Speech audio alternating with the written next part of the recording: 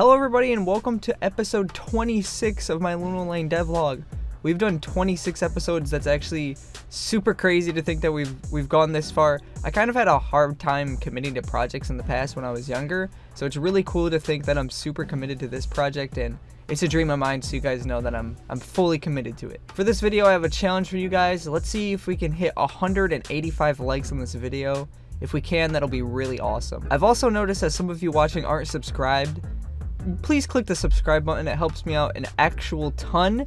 It does so much for me. It'll make me happy to see that you subscribed. Also, if you subscribe, you get to see my community posts and things like that. So just do it. It's a cool idea. It's fun. It's easy for you, and it helps me out a ton. So a little bit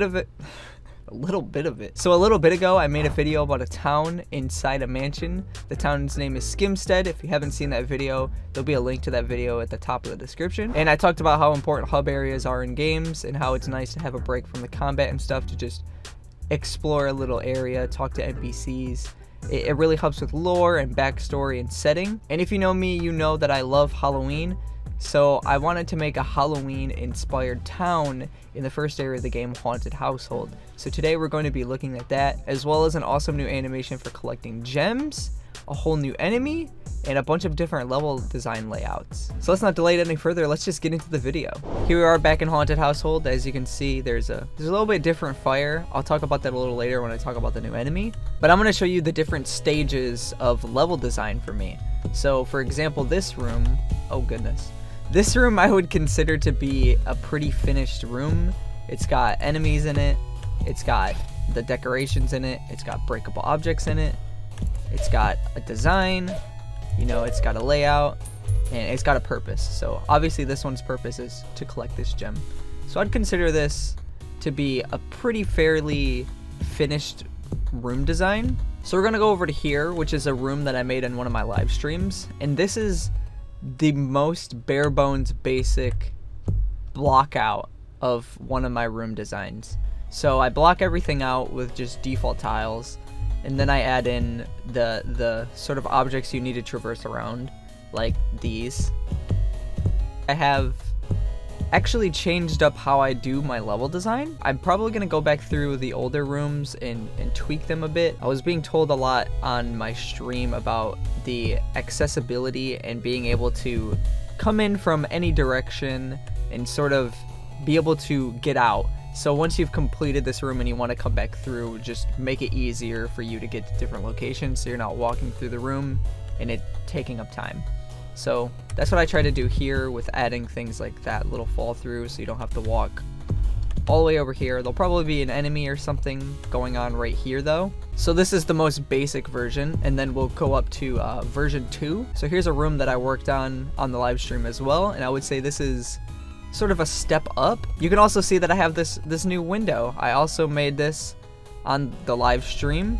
It's got a cool little like foggy, cloudy background. There's some little stars that appear, and there's some light coming from it that goes onto the ground. If you have any suggestions what can make it better, I was thinking maybe little particles coming up and making the light a little bit harsher. So this would be the next step up. The walls and the backgrounds look a little bit better, but I tend to do things like adding lighting, like these lights and these candles, and the overall lighting of the room as something that's the last thing. So for example, if I go up here, you can see I already have a little enemy here, so stuff is happening. Down here I'll probably add a chest or something, so you can see that the basics of this level are coming together. It's just not fully finished. And the different levels I design all serve a purpose, whether that be a traversal room, an enemy room, or let's say a story room, or maybe it's just a room that has a gem. This room is what I like to call a connector room. It connects a lot of different rooms. So for example, you can go down here to the left. There's also a gem room that connects off to the right there. There's also a second connector room up top. And then if you go over here, there's another connector room at the top left of that. So that's just a little look at the level making process of my game. So the next thing I want to talk about is I have a new animation for when you collect a gem. So you've probably seen things like this in games like Banjo-Kazooie, Mario Odyssey, for example. Well, pretty much all the 3D Mario games do something similar to this. When you collect the main collectible, you want it to feel awesome, and previously you would just collect it and a text box would appear. But now when you collect it, you get an awesome little pop-up there. It tells you the name of the gem and a bunch of other awesome stuff, and I think it's really cool. I know you guys are excited to see the town, but first we're going to show off a brand new enemy. It's called the Taper Shell. You can hear it doing stuff on the side there. You can hear it making noises. And I did say something about the fire and that I was going to wait until later to talk about it. And this is the reason why I'm waiting, is because I redid the fire because when I was making this enemy, the fire didn't look that awesome. So let's take a look at him. He's currently hiding in a shell.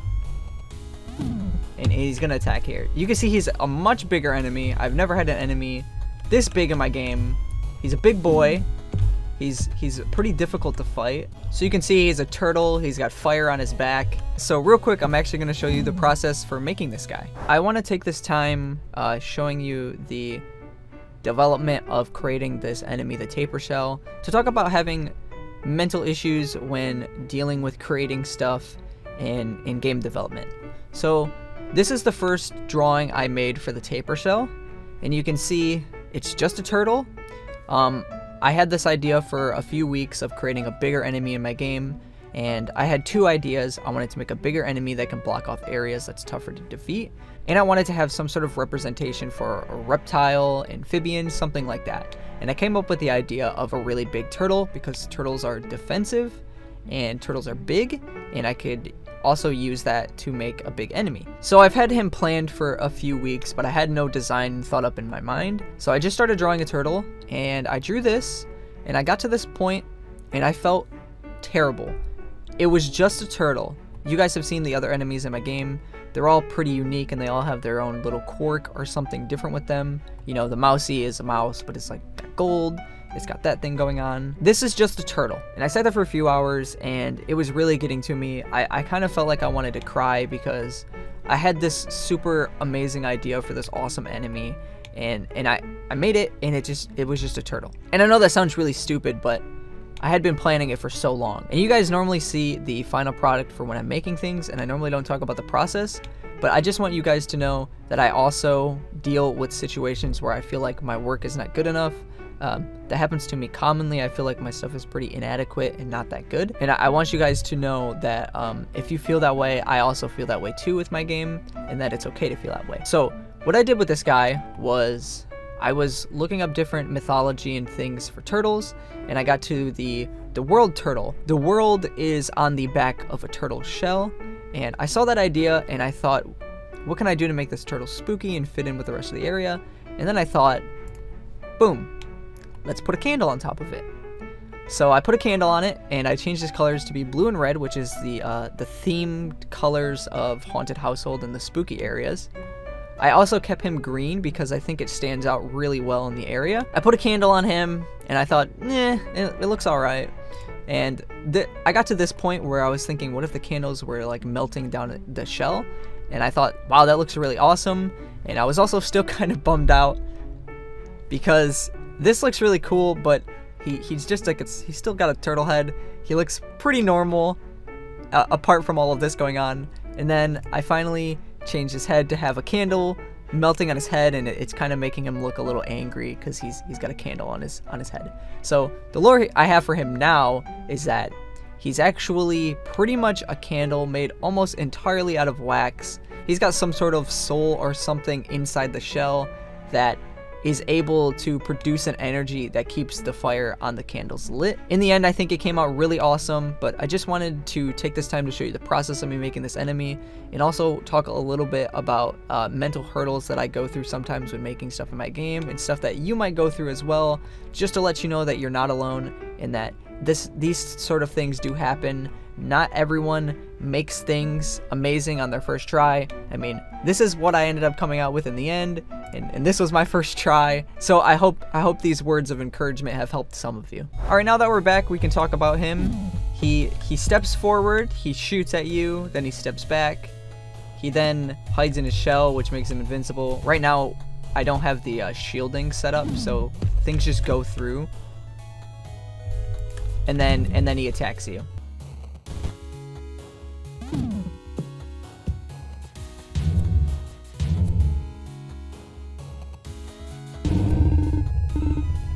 I don't know if you saw it really there, but when you kill him, he sort of melts into a puddle of wax. Going back to the idea of him being like a candle, he melts into a pile of wax, which is pretty awesome.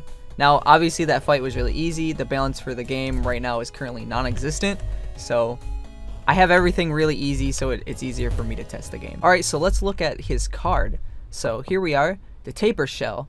The next hit you take deals damage to your attacker. This is commonly known as thorns in a lot of video games. So you can equip the card, and then once you use it, you'll get this little flame next to you that it follows you around.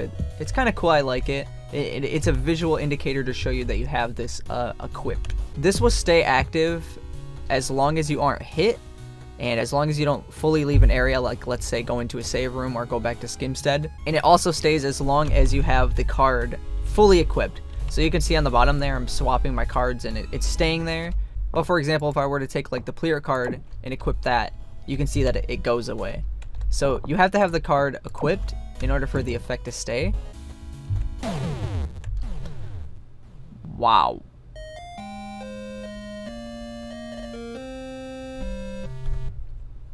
It's not an episode of the Devlog if I don't run into an enemy and kill myself. Okay, I'm back now. I fought him again and I got the card again. So you can see it even works with projectiles. So you can see that he shot his projectile at me and it also damaged him.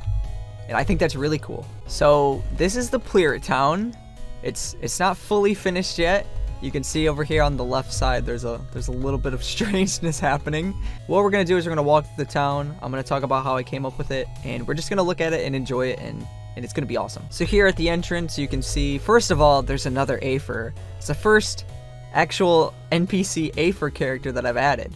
You can also see in the background there's some Plirits that are flying by. They're the green ones, which means they're friendly. And you can also see that there's this stone arrow here, which you can actually just smash and get rid of it. So this obviously is all inspired by my super love for Halloween.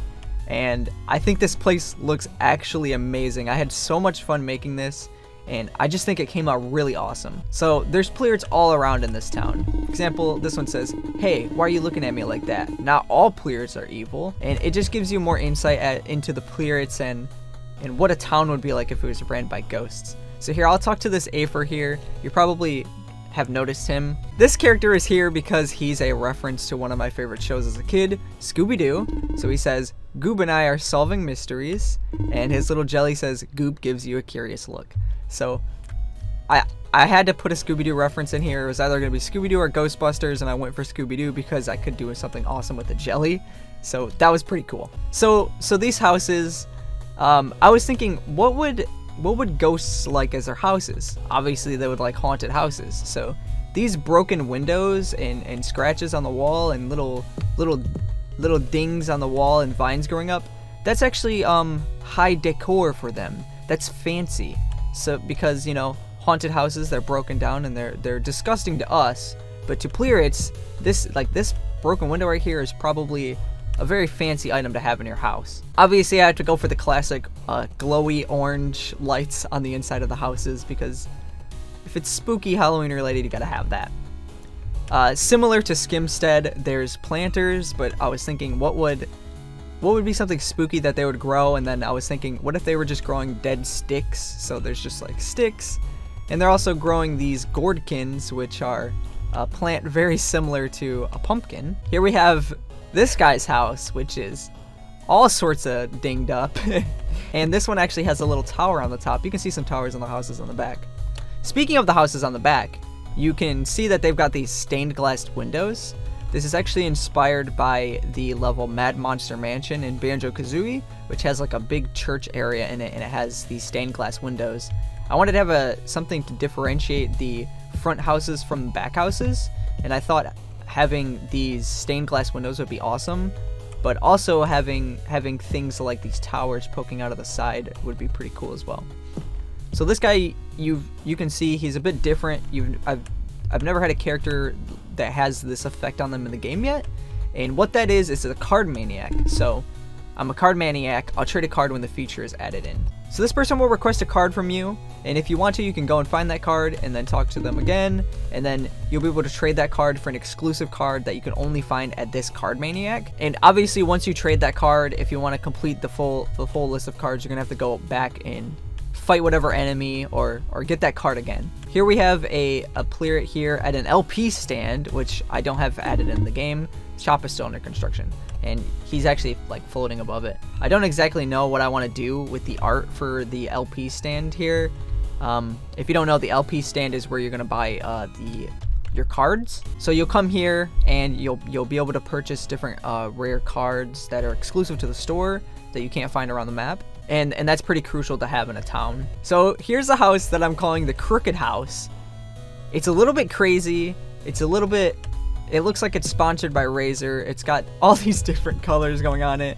And the sticks growing here actually have little leaves on it.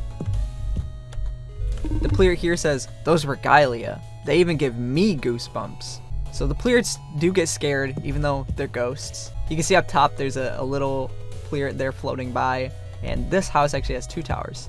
Probably can also see that there's a gem up there, so let's collect that. You got a gem, the Crooked House, and that's pretty awesome. So it pays off to explore in stuff like towns and things like that. So we're coming to the end of the town here. This is the last thing that's in the town. Here's this little guy. He's said been growing this gourdkin as long as I can remember. And you can see that the gourdkin here is actually massive. So it does have these weird like viney leafy stem coming off of it.